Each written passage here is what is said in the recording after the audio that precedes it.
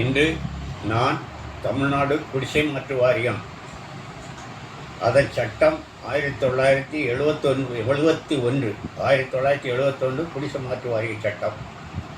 இது 1971ஆம் ஆண்டு தமிழ்நாடு சட்டமன்றத்தால் ஏற்படுத்தப்பட்ட சட்டம். இந்த சட்டம் தமிழ்நாடு குடிசை மாற்று வாரியம் தமிழ்நாடு முழுவதற்கு உரியதாகும்.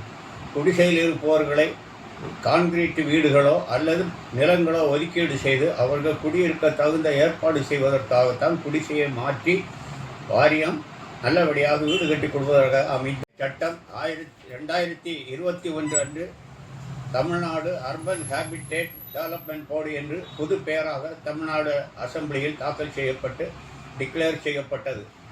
இதில் முக்கியமாக மக்களை பாதிக்கும் 2 சட்டம், பிரிவு 25, 29 மற்றும் 65. பிரிவு 29 என்ன சொல்கிறது என்றால், மக்கள் பாதித்த இந்த சட்டத்தின்படி நேரடியாக நீதிமன்றத்துக்கு செல்ல முடியாது. அப்படி செல்ல வேண்டும் என்றால் குடிசை மாற்று வாரியத்திடம் அனுமதி பெற வேண்டும். அதன் பிறகு செக்ஷன் 65 என்ன சொல்கிறது என்றால், நேரடியாக நீதிமன்றத்தை யாரும் அணுக முடியாது. ஆனால் இதையெல்லாம் உயர்நீதிமன்றம் உச்ச நீதிமன்றத்துக்கு பொருந்தாது. மக்கள் பாதிக்கப்படும் போது அவர்கள் தங்கள் குறைகளை நீதிமன்றத்தில் எடுத்து சொல்வதற்கோ அல்லது அவர்கள் குறைகளை நிவர்த்தி செய்வதற்காகவோ செக்ஷன் 29 படி அவர்கள் நிர்வாகத்தில் ஒரு அப்ளிகேஷன் மனு தாக்கல் செய்து, நான் வழக்கு தொடக்க இருக்கிறேன் அல்லது இந்த ஆல்டர்னேட்டிவ் செய்ய இருக்கிறேன் அல்லது இடித்து புது வீடு கட்ட இருக்கிறேன் என்று மனு செய்து அனுமதி பெற வேண்டும். அவ்வாறு அனுமதி கொடுக்கும்போது அவர்கள் கொடுக்க தவறினால் மேலதிகாரிகளுக்கு உடனடியாக நாம் அப்பீல் செய்யலாம். அவர்களும் தடுக்க தவறினால் சிவில் நீதிமன்றங்களை அணுகலாம். அவ்வாறு அணுகுவதற்கு பிரிவு 29 இதர நீதிமன்ற தீர்ப்புகள் குறிக்கப்பட்டுள்ளது.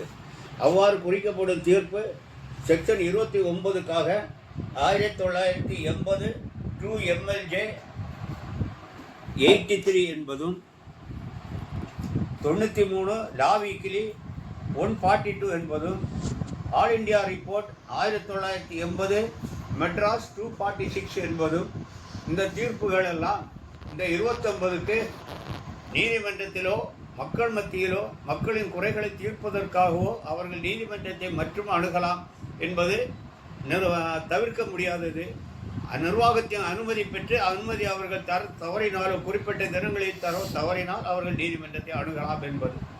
65 என்ன சொல்கிறது என்றால், நேரடியாக யாரும் சிவில் நீதிமன்றத்தை அணுக முடியாது அப்படி என்று சட்டம் அந்த குடிசை மாற்று வாரியத்துக்கு பொருந்தும்.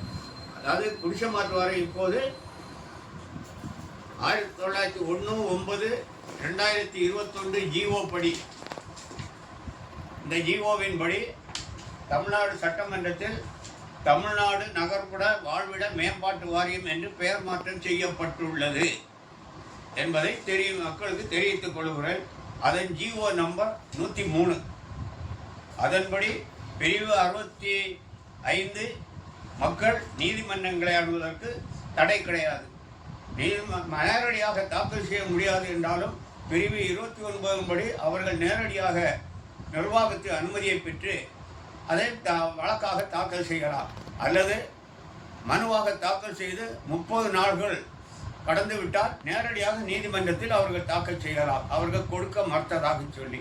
இவ்வாறெல்லாம் மக்களின் பலனடைவதற்காக நிறைய அதில் வழிவகை இருக்கிறது. மேலும் ஒருவர் பணம் கட்டி அதில் நிரந்தரமாக வீடு கட்டி இருந்து அந்த இடத்தை நிர்வாகம் எடுத்து குடிசை மாற்று வாரியம் எடுத்து குடிசைகளை அப்புறப்படுத்திவிட்டு அதில் இருப்பவர்களுக்கு டோக்கன் கொடுத்து விட்டு அந்த இடங்களையும் குடிசை மாற்று வாரியம் எடுத்து அதில் இருந்தவர்களுக்கு முதல் சலுகையாக டோக்கனை இஷ்யூ பண்ணி அவர்களுக்கு அந்த வீடோ அல்லது இடமோ ஒதுக்கீடு செய்ய பழக்கமும் இன்னமும் நடைமுறையில் உள்ளது. அது சட்டத்தின்படி தான் நடக்கிறது. பழைய வீடுகளை கட்டி கொடுத்து பல ஆண்டுகள் ஆகி சேதமடைந்திருந்தாலும் அங்கே இருப்பவர்களுக்கு வேறு வீடு தங்குவதற்காக மாத வாடகை தேவையான பணத்தை கொடுத்து அப்புறப்படுத்தி விட்டு அந்த இடங்களை இடித்து அப்புறப்படுத்தி புது வீடு கட்டும்போது அவர்களுக்கு முதல் சலுகையாக அவர்களுக்கு அந்த வீடு ஒதுக்கீடு செய்ய வேண்டும் என்பது விதியும் உள்ளது. அதன்படி தான் நடந்து கொண்டு இருக்கிறது. இன்று வரையிலும் நிறைய குடிசைகளை அந்த இடத்தையே மாற்றி அவர்கள் எவ்வளவு இடத்தில் இருந்தார்களோ அந்த இடத்தை அவர்களுக்கே பட்டா போட்டு பட்டாவாக ஒதுக்கீடு ஆணையாக செயலீடாக விலைப்பத்திரமாக கொடுக்கும் வழக்கமும் இன்னமும் இருந்து கொண்டுதான் இருக்கிறது. என்பதை தெரிவித்துக் கொள்கிறேன். நீங்கள் அனைவரும் சப்ஸ்கிரைப் செய்து மற்றவங்களுக்கு ஷேர் செய்தால் இதர சட்டங்களை பற்றி விரைவில் விளக்கமாக கொடுக்க தயாராக இருக்கிறேன். வணக்கம். எனது புத்தாண்டு வாழ்த்துக்கள் அனைவரும்.